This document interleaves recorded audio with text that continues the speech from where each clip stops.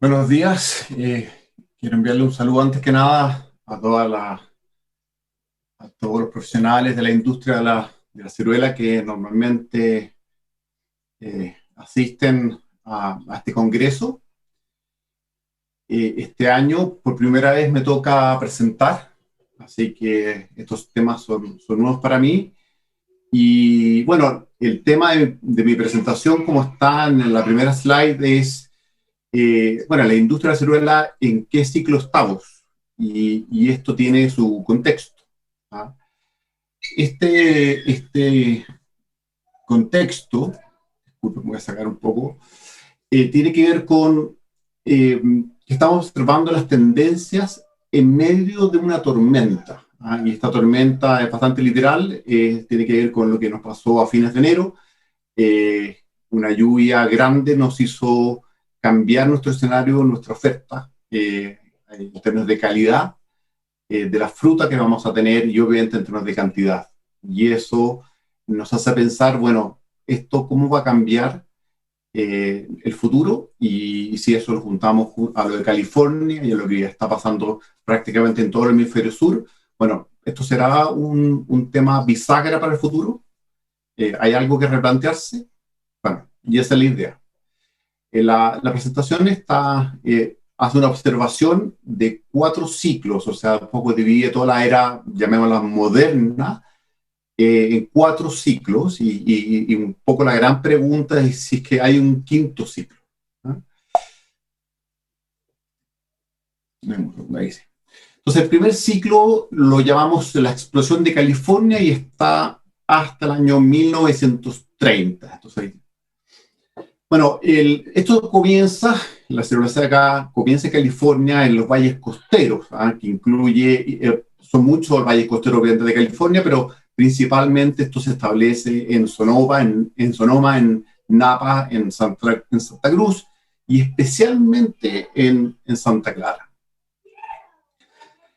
Los primeros colonos que llegaron a California llegaron buscando oro, pero finalmente muchos de ellos terminaron siendo agricultores, y muchos de ellos entonces agricultores de ciruela seca.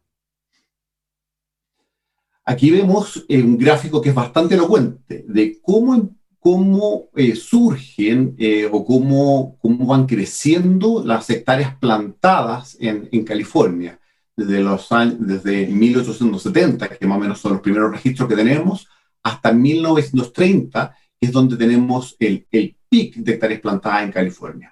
Entonces, de estas 202 hectáreas más o menos en 1870, hasta cerca de 70.500 hectáreas en 1930, lo que es ciertamente un récord, y es ciertamente explosivo. Es como este cohete que está subiendo en 6 décadas. Con ese nivel de producción, con ese nivel de hectáreas, con ese nivel de superficie, con ese motor productivo, bueno, California lo que hace es instalar una industria que además empieza a promocionar el consumo de ciruela. No solo para su mercado, sino que obviamente también para el mercado exportador. ¿Ah? Lo primero que hizo California, de hecho, fue sustituir las importaciones que tenía de ciruela con su propia ciruela, y luego fue a exportar. Y aquí tenemos algunos avisos. Este es un aviso del año 24, en que básicamente habla de los atributos para la salud de la ciruela y obviamente los atributos de sabor. Y habla que esto es un alimento energético con alto contenido de hierro y vitaminas, y que obviamente que es una ciruela madura, tierna, jugosa. Y todo esto lo respalda de acuerdo al aviso, con una encuesta que se le hizo a 60.000 doctores que respaldan que la ciruela es un muy buen alimento.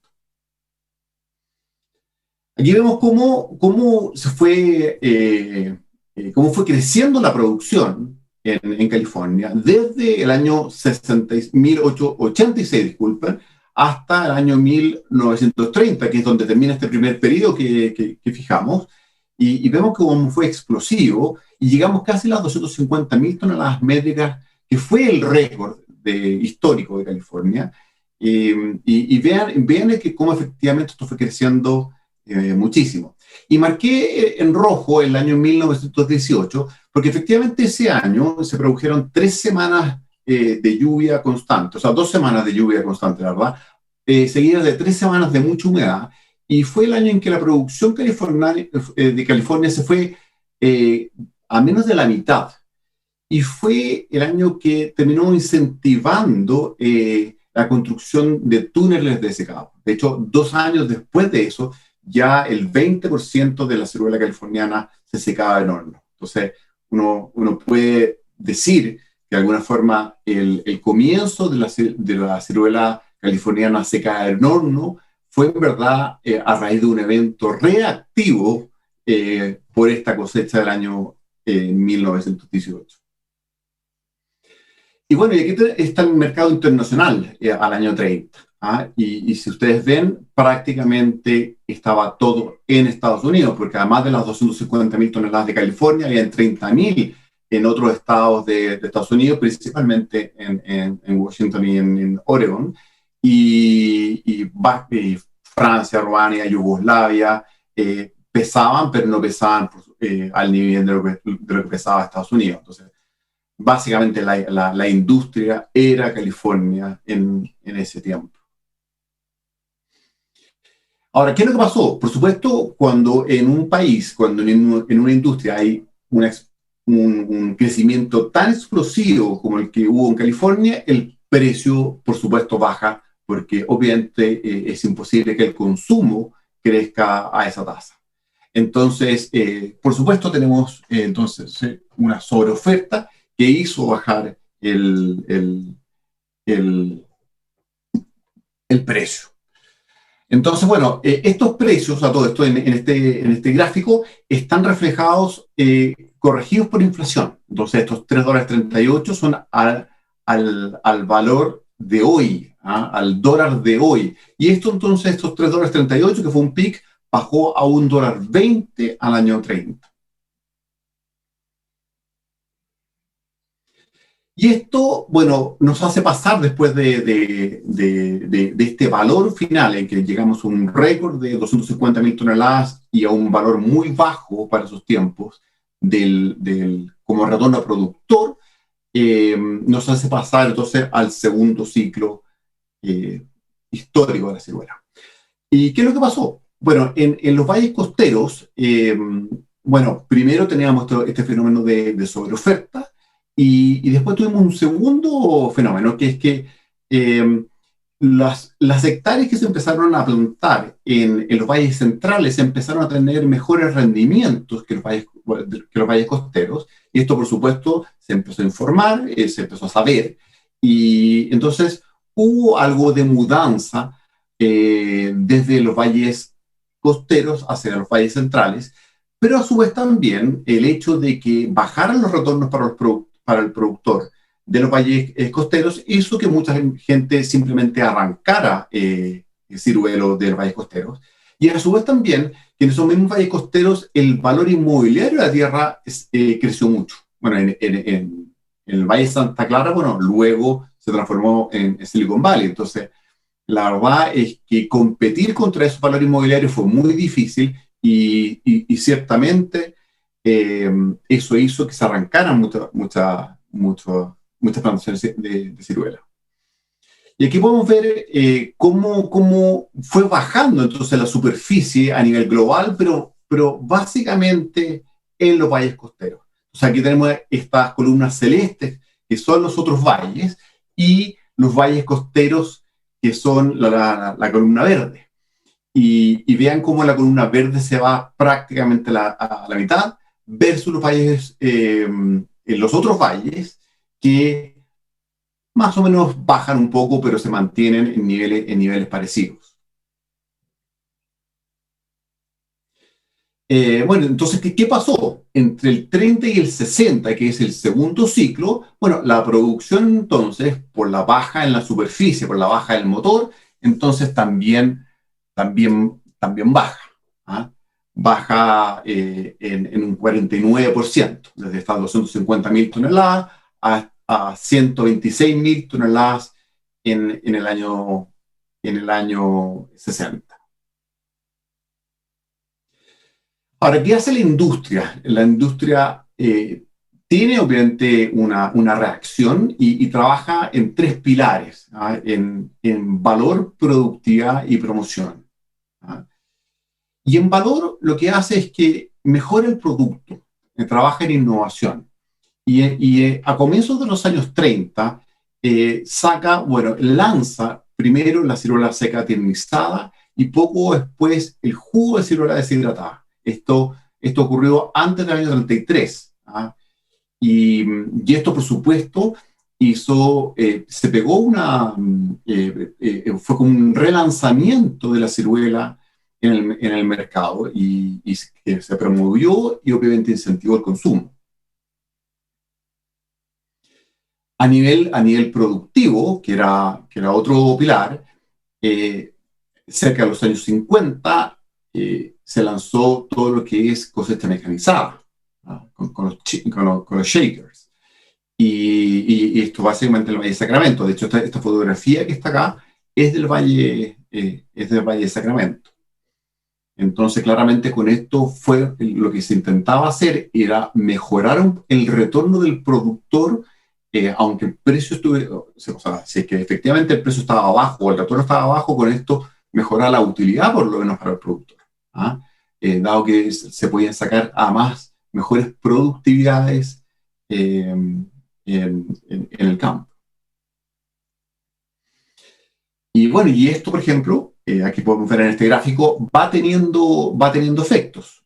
Si se fijan en esta curva, por supuesto, esto siempre va teniendo variaciones por la naturaleza, pero si uno va viendo las medias que va teniendo la productividad en el tiempo, a comienzos de los años 30, la productividad media estaba alrededor de 2,5 toneladas por hectárea, y hacia fines de los años, o sea, hacia fines de los años 50, comienzos de los 60, ya esta productividad había aumentado a 3,9 toneladas secas por hectárea.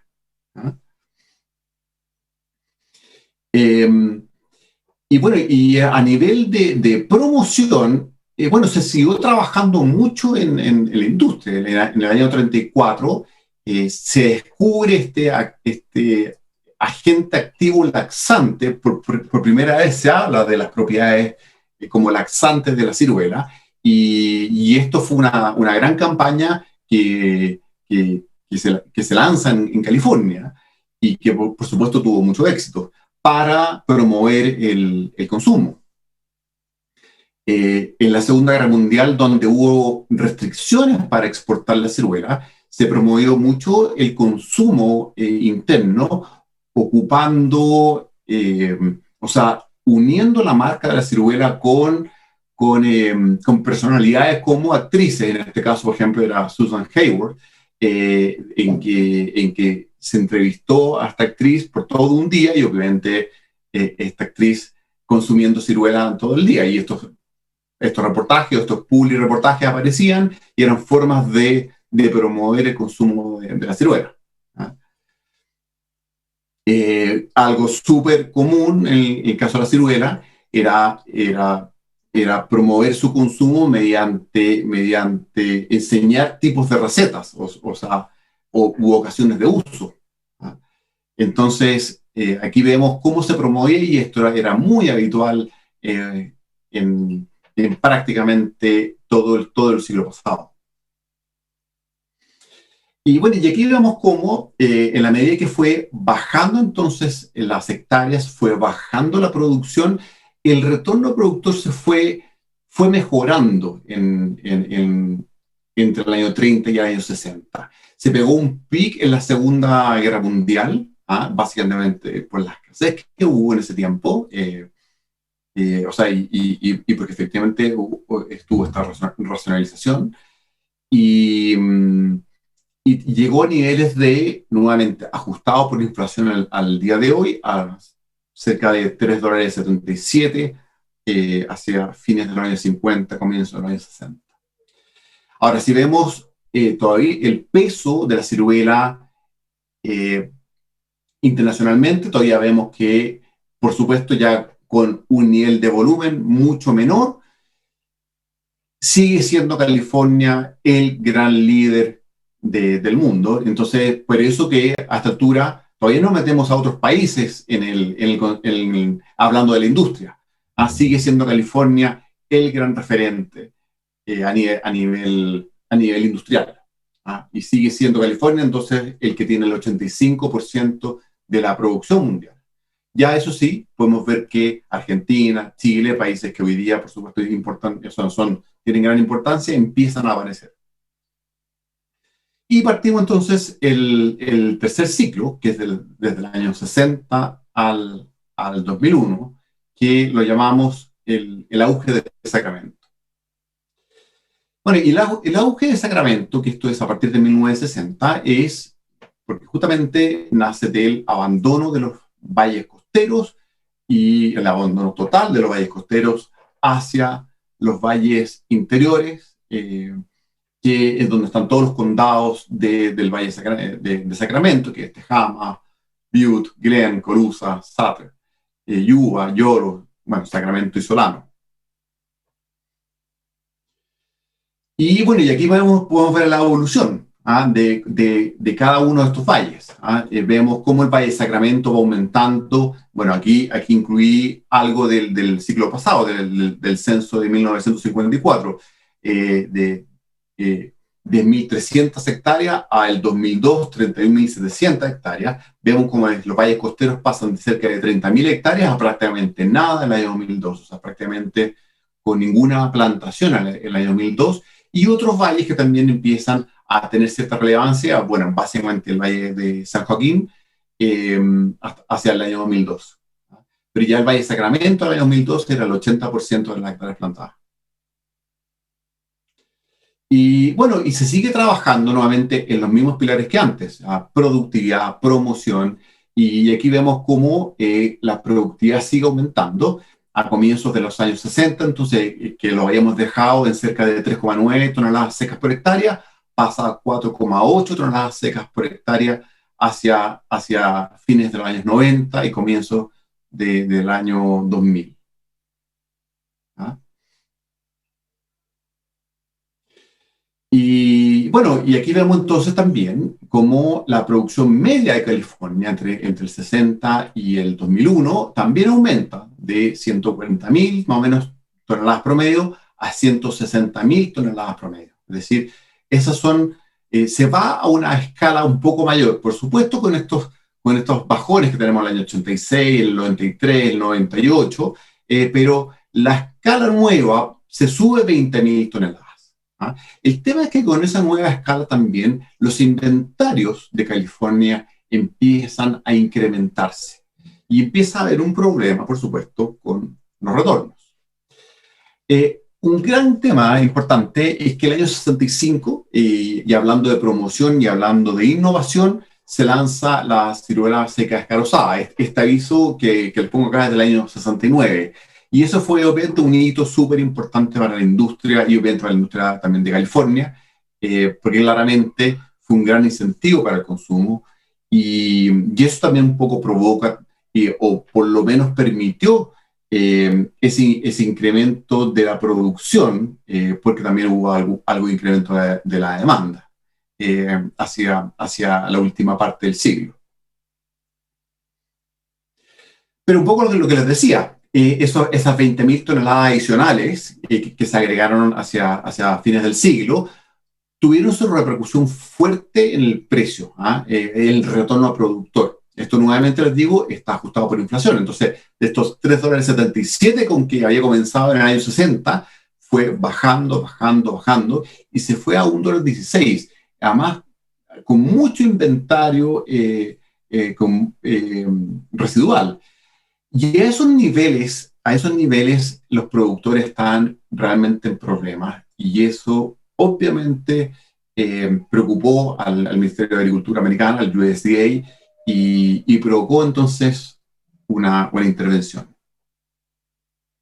Y la intervención fue esta, el True Removal, que fue promulgado el 17 de diciembre del 2001, y les voy a leer literal, el Departamento de Agricultura de Estados Unidos lanza el programa de arranque de plantaciones de ciruela para deshidratado con el objetivo de acercar la oferta a un equilibrio con las necesidades del mercado y proveer cierto alivio a los productores afectados por el exceso de oferta y superficie y los bajos precios. Es decir, los productores están tan dañados económicamente que el Ministerio de Agricultura o el USDA sintió que debía intervenir la oferta y finalmente incentivó el arranque de plantaciones en Estados Unidos, en California.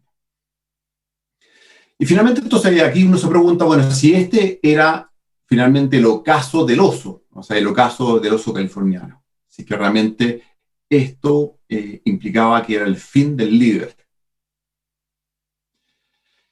Y bueno, y como antecedente, hay que decir que ya a esa altura Chile estaba empezando a tener aumentos ya mayores. Claro, uno dice, claro, todavía parece un área todavía pequeña si uno lo compara a California, pero esos incrementos porcentuales eran muy grandes. Hacia mediados de los años 80, comienzos de los 90, esos incrementos eran de 20, 30% anuales, y efectivamente Chile empezó a armar su industria en esos años.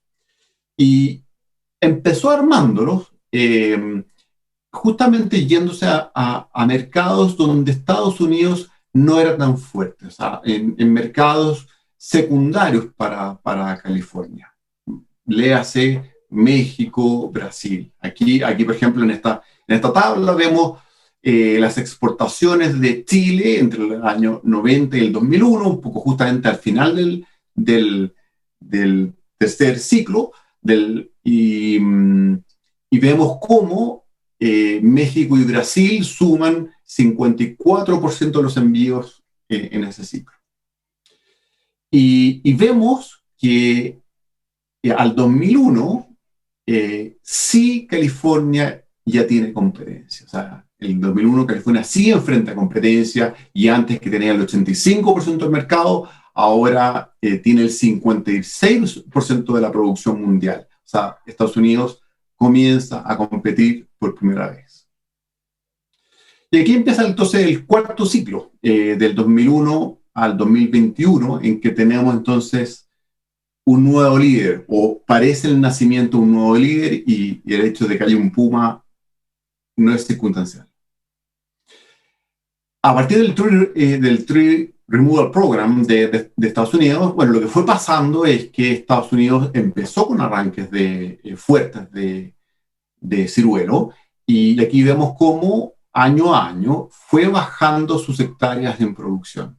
Y finalmente uno puede ver que solo hacia los últimos años, los últimos 5 años probablemente, estamos viendo cierto nivel de estabilidad, probablemente para abastecer a 2, 3 empresas probablemente americanas grandes, que son las que necesitan ese volumen desde California. Y quizás por eso vamos a ver ese nivel de estabilidad de superficie en California. Y bueno, y la producción. Bueno, la producción también, si bien tuvo un pico al comienzo, que eran las últimas hectáreas antes de que se arrancara, después de ahí en adelante, en términos de tendencia, uno ve que la tendencia ha sido a la baja. Si es que uno puede hablar de cierto nivel de estabilidad, uno diría que más o menos California se ha estado estabilizando en torno a las 80.000 toneladas, con estos vaivenes que nos da la naturaleza. Para qué decir el año 2020, que California se fue a cerca de 45.000 toneladas métricas, pero más o menos California se fue a estas 80.000 toneladas, y que uno podría pensar que es un equilibrio.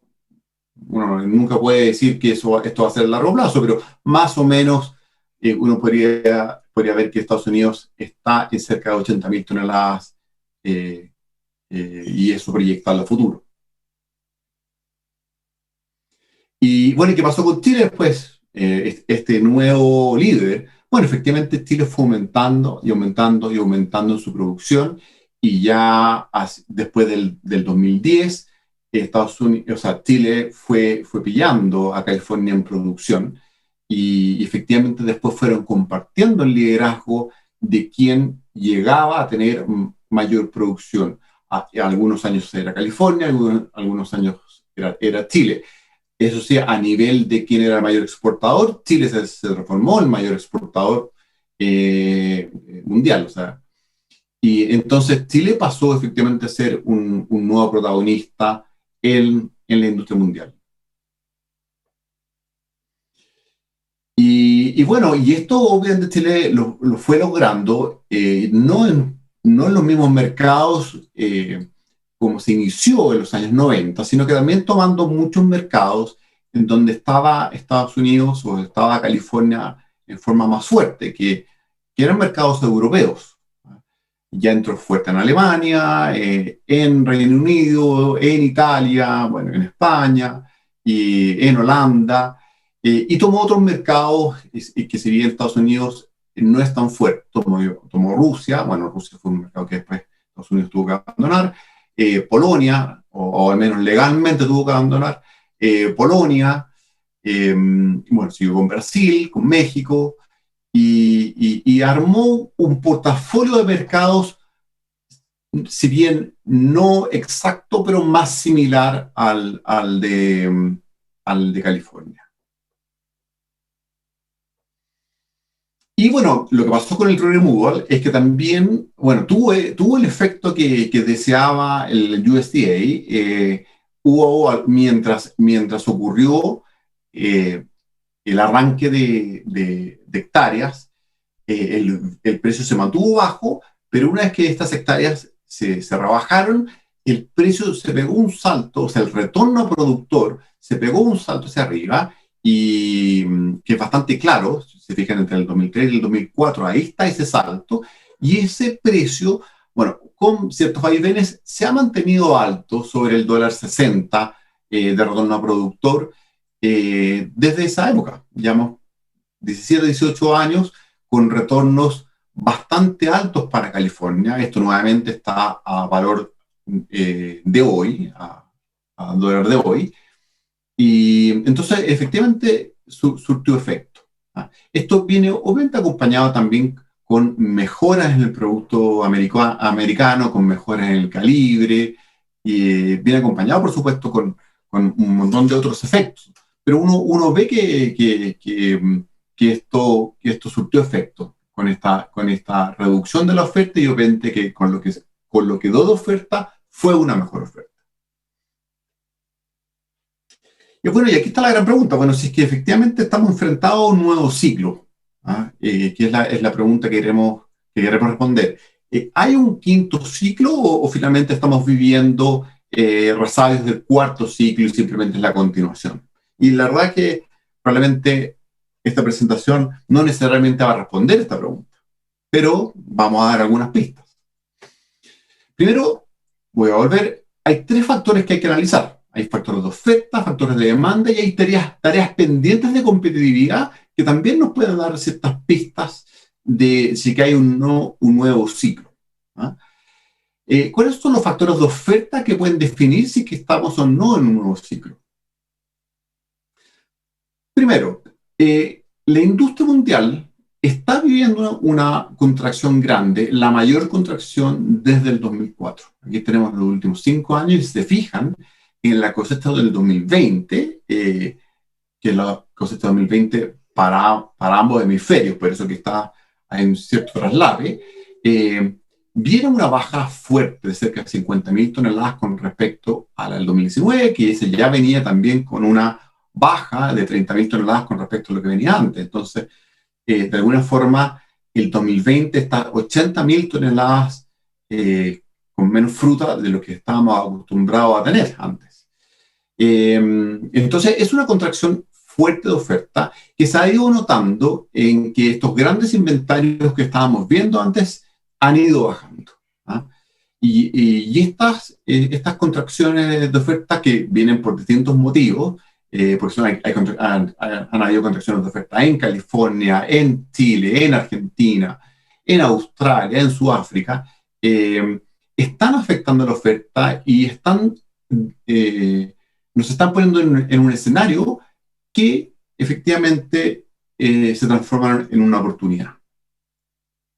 Y aquí vemos los inventarios. Si se fijan, los inventarios estaban creciendo muy fuerte hasta el 2018. Nosotros decíamos, estos inventarios, la verdad que con ese nivel de inventarios va a ser difícil que los precios tengan recuperación. Pero a partir de ahí, la verdad es que los inventarios lo único que han hecho es bajar. Y básicamente por estos fenómenos climáticos, uno podría decir, y por algunos otros efectos que vamos a ver más adelante en esta presentación. Entonces vamos analizando los fenómenos. Entonces, primero analicemos el motor. El motor es la superficie. Entonces, a ver, la oferta puede tener alguna esperanza de crecer por la superficie y al parecer no. Uno ve y casi todos los países están contrayendo su superficie plantada. Tanto los Big Four, que llamamos que California, Chile, Francia y Argentina, ninguno está aumentando su superficie plantada. Entonces, uno diría, no, es difícil que la superficie de ciruelo aumente y luego que por ese fenómeno entonces aumente la producción de ciruelo en el mundo. ¿Ah? Entonces, el motor productivo está más débil que antes, entonces difícilmente la contracción de oferta va a dejar de existir por este fenómeno. En el caso de Chile, por ejemplo, aquí vemos que las hectáreas se han mantenido más o menos estables los últimos 10 años en 13.500 hectáreas plantadas. Aquí les hice una comparación entre lo que yo pienso o mi consultora piensa que son las hectáreas verdaderamente plantadas y lo que ODEPA va informando. Ustedes saben que ODEPA tiene un rezago de 3 años por región, entonces se producen estos saltos cuánticos de repente entre un año y otro. Entonces yo tiendo a pensar que efectivamente esta curva morada que está acá es un poco más certera. Y bueno, y tenemos en Chile otro efecto que hay que tomar fuertemente en consideración, que es el nacimiento o el auge, porque en verdad hace muchos años que Chile exporta ciruela llan fresca, el auge de la ciruela europea para fresco en los últimos años, que ciertamente lo que ha hecho es contraer entonces la oferta de ciruela para seco. Y si se fijan, llevamos 3 años muy fuertes de exportaciones de fresco que podrían haber sido peores, o sea, que podrían haber sido más grandes. Este año efectivamente fue muy parecido al año pasado, pero básicamente porque tuvimos esta lluvia de enero, sino probablemente habrían sido 10 toneladas, o sea, 10.000 toneladas más base seca, más de lo que fue, más que estas 8.000 toneladas del año 2021. Entonces, este es un fenómeno que si se sigue repitiendo, lo que va a hacer es contraer entonces la oferta disponible para seco. Y si uno lo proyecta hacia adelante, que es el ejercicio que está en esta tabla, la conclusión es que más o menos con una superficie que no va a aumentar mucho, proyectando de acuerdo a la superficie que está en desarrollo hoy día, no debiésemos esperar, si es que obviamente no tenemos contracciones, o sea, no tenemos fenómenos climáticos ni muy favorables ni muy desfavorables, no debiésemos tener producciones para seco muy lejanas a 75.000 toneladas en los próximos años. Esa debiese ser más o menos la producción media de Chile en los próximos años. 75.000 toneladas, entonces debiese ser nuestro target medio. ¿Ah? Y esto entonces es un límite que nos estamos poniendo nosotros mismos por el hecho de que estamos destinando gran parte de nuestra producción a fresco, simplemente por eso. ¿Qué ha pasado en California o qué pasó en California cuando tuvo esta contracción de oferta? Bueno, lo que fue pasando es que tuvo concentración en menos operaciones agrícolas de mayor escala. Si se fijan aquí hay un cuadro de distintos censos, que cada uno de estos censos corresponde a los distintos ciclos que estuvimos viendo. Y se fijan, en el primer censo habían 17.500 operaciones, en el segundo 6.000, en el tercero 1.100 y finalmente en el último 600. Es decir, hay una disminución pero drástica del número de operaciones agrícolas. Y si uno lo va viendo esto, por supuesto uno ve las hectáreas totales que hubo, entonces claramente hay una disminución en las hectáreas totales, pero el tamaño de cada operación también aumentó. O sea, pasamos de operaciones de 4,4 hectáreas en el primer ciclo a operaciones de 34 hectáreas promedio en los últimos ciclos. Y también la producción de cada operación aumentó mucho.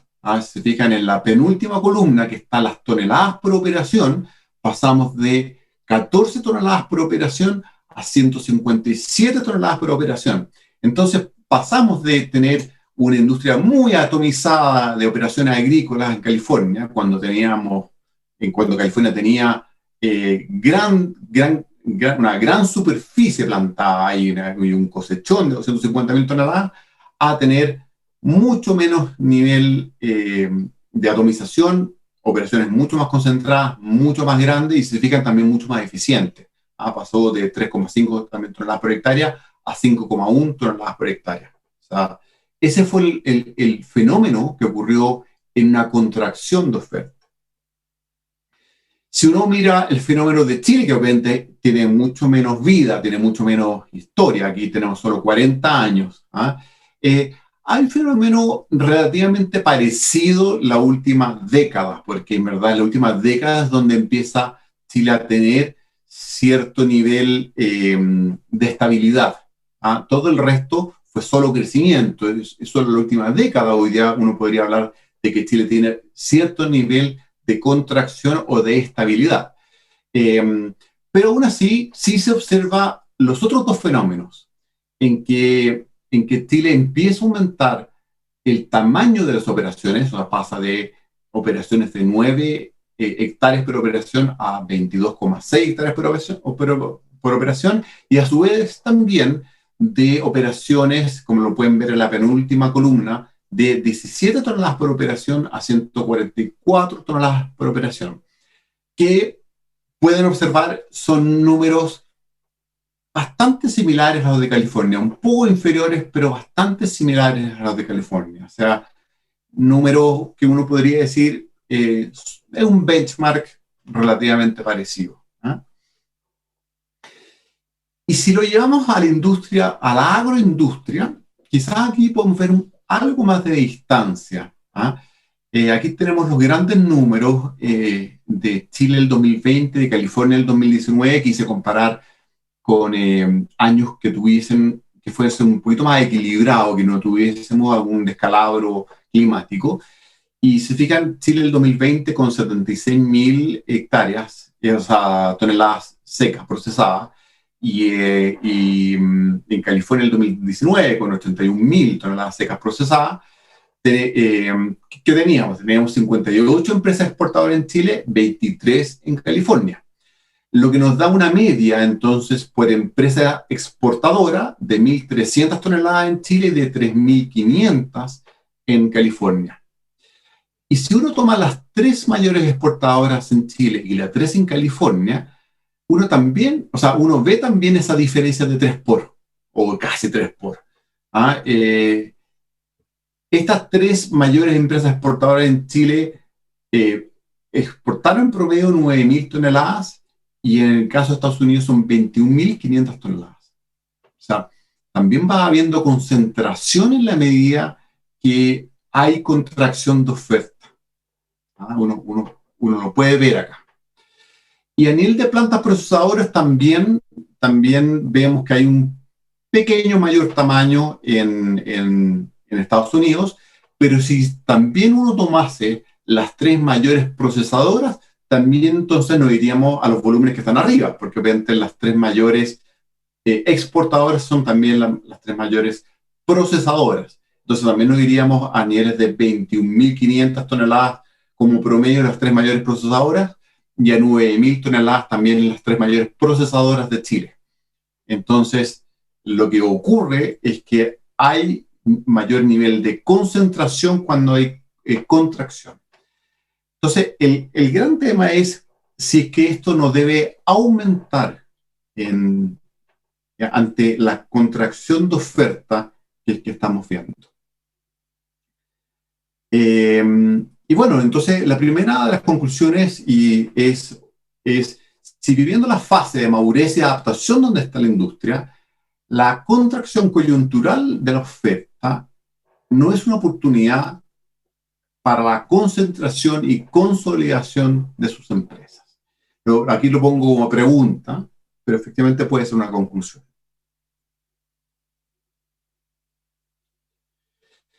¿Qué deudas pendientes pueden definir un nuevo ciclo?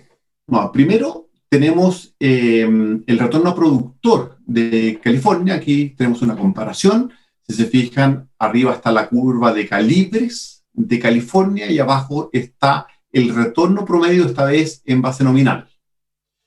Lo que hicimos acá fue en la misma curva de calibres de California y el retorno de Chile para ese calibre. O sea, no es el retorno de Chile para el calibre de Chile, sino que es para el calibre de California. Y si lo comparo, entonces ambas curvas, uno ve que a partir del año 2009 tenemos una diferencia. Y esa diferencia es una diferencia de valor creado por California. Algo pasó a partir del año 2009 en que California creó valor por sobre Chile. Para el mismo calibre, California está dando mayor retorno que Chile. Un tema a ver. Entonces, otra conclusión es que viviendo la fase de madurez y adaptación de una industria, el foco debiese estar en agregar valor de la cadena comercial y productiva, ya sea a través de valor percibido por el consumidor o de la eficiencia logística y productiva. ¿Qué factores de demanda tenemos? Bueno, si vemos los principales mercados de destino en los últimos 10 años, vemos que está Rusia, China, Polonia, etcétera, en el mundo. Y si vemos los de mayor crecimiento, vemos también ahí en rosado que China, Polonia y México son, dentro de los más grandes, también los que tienen mayor crecimiento. De alguna forma, Chile está en esos mercados y probablemente el único donde le faltaría estar es Japón. Pero de alguna forma aquí hay tarea hecha. Yo diría entonces que la acelerora seca tiene un largo camino hablando al consumidor. Por años le hemos estado hablando de que hay que consumir porque es laxante, es bueno para la salud. Le hemos estado dando recetas para consumir, le hemos dicho que tiene vitamina A, vitamina B, que es bueno para la energía, le hemos presentado a Susan Hayward, le hemos dicho que es rica, y esto se ha hecho desde los años 20 en adelante. Y ese camino hoy lo debemos seguir caminando junto al consumidor, pero este consumidor hoy día habla otro idioma. Hoy día este consumidor quiere alimentos que cuentan una historia, alimentos y empresas con cuento. Este consumidor hoy día quiere comer sustentable, alimentos que sean sustentables, quiere comer alimentos que sean sustitutos verdes de carnes y lácteos, quiere verse bien, quiere alimentos que le hagan verse bien, está buscando texturas distintas, quiere mezclar texturas y quiere comer donde, lo que y cuando le haga sentir bien, lo que le haga sentir bien. O sea, él quiere comer en la ocasión que a él le gusta, lo que le gusta, cuando le gusta comer. Entonces debemos buscar un producto versátil que cumpla con todo esto. Entonces, agregando versatilidad a la reconocida funcionalidad de la célula seca, probablemente vamos a lograr mejorar el atractivo de la célula seca. Entonces, viviendo la fase de madurez y adaptación de nuestra industria, se debe aumentar el valor que percibe el consumidor sobre la ciruela, agregándole a la funcionalidad versatilidad para adaptarse a lo que el consumidor de hoy está buscando en este, yo creo, que puede ser un nuevo ciclo para la ciruela. Muchas gracias por escucharme.